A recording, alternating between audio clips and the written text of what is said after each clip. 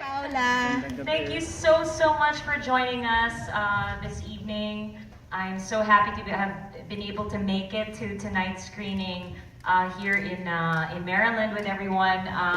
This is actually the last stop on at least this leg of our world tour here in the US.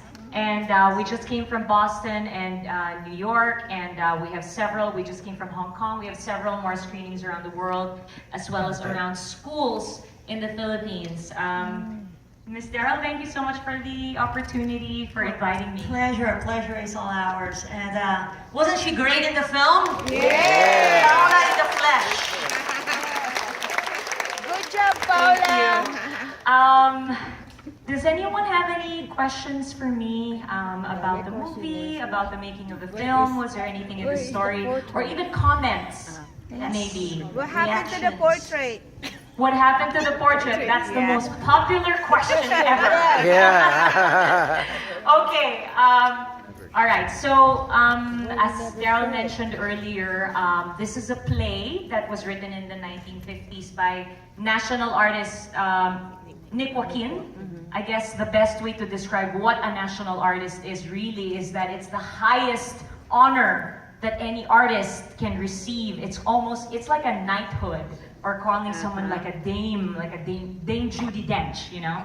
So anyway, yes, so Nick Joaquin is our national artist for literature, and so that's why Portrait of the Artist as Filipino, which was written in English in the 1950s, has been adapted into Tagalog, into a musical, into a film in the 1960s, but it was not a musical, and so now it's a musical. Now, throughout all the decades, it's always the director's prerogative whether or not to show the painting.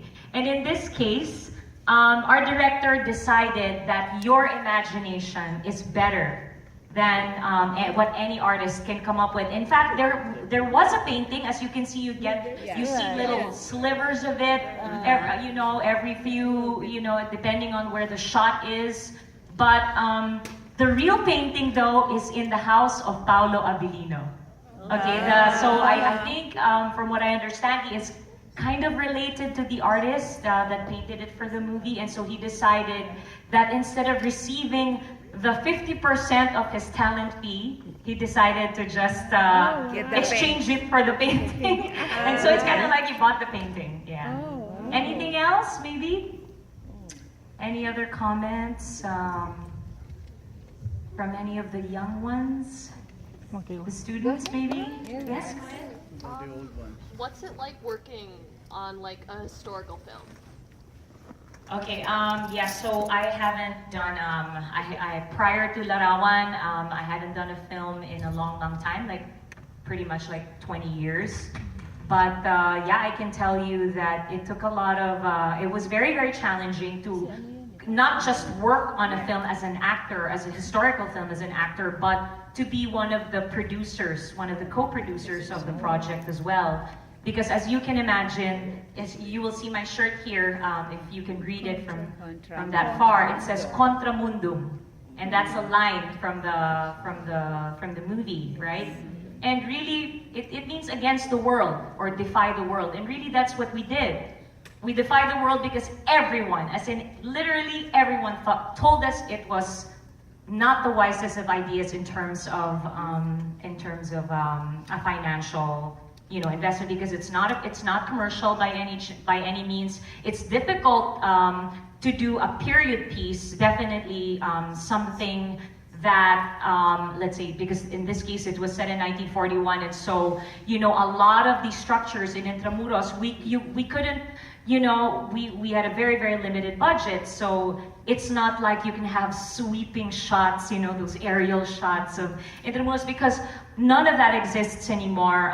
There's very little left of the city of Intramuros as it was in 1941, before the bombs basically practically decimated the entire area.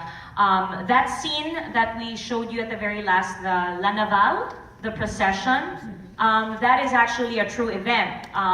They would have that La Naval procession every single year, and that year, 1941, October of 1941, was the very last time that La Naval procession happened because right after that procession, the invasion happened, and from what we know from history, there's always some kind of I guess an argument between who really dropped the bombs. But as we know, whoever did it, whether it was the Japanese or the Americans that actually contributed more to the destruction, we know that a lot of our culture, a lot of our heritage disappeared on that day because everything just basically went up in smoke.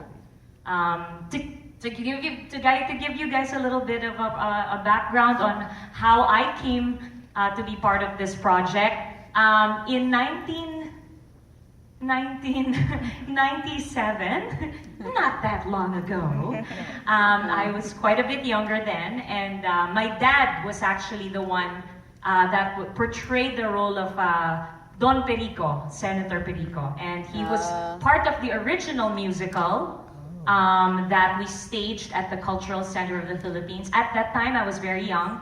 I was just kind of like the sidekick of Girly Rhodes and Celeste Legaspi, who was the original Candida.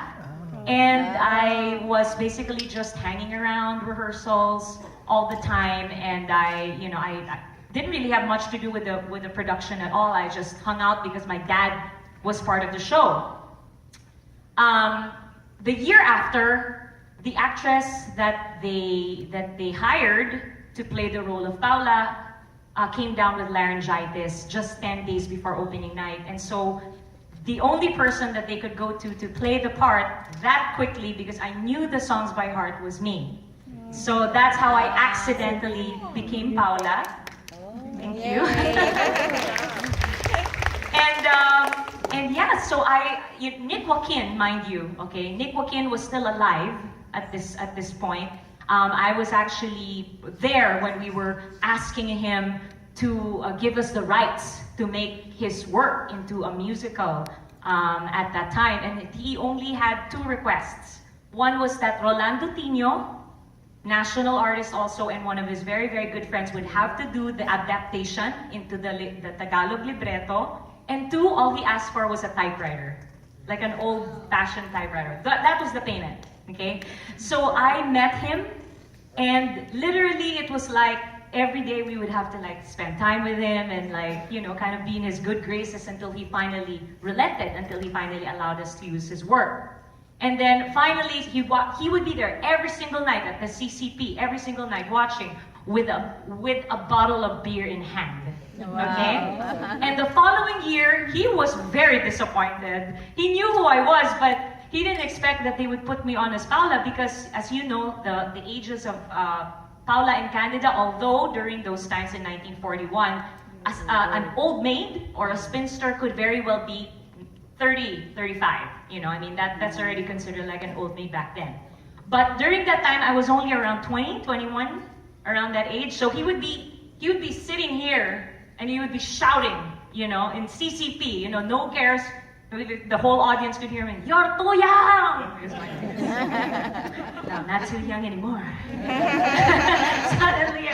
Suddenly I'm the right age now, and so many, many years later, we decided we wanted to bring Ang Larawan, the musical, to you guys here in America, because in the early 2000s, I became a U.S. resident, and so it became my dream to share the beautiful music of Ang Larawan, the musical, to Filipinos, and of course not just Filipinos, but to more people around the world, especially in my new home here in the States.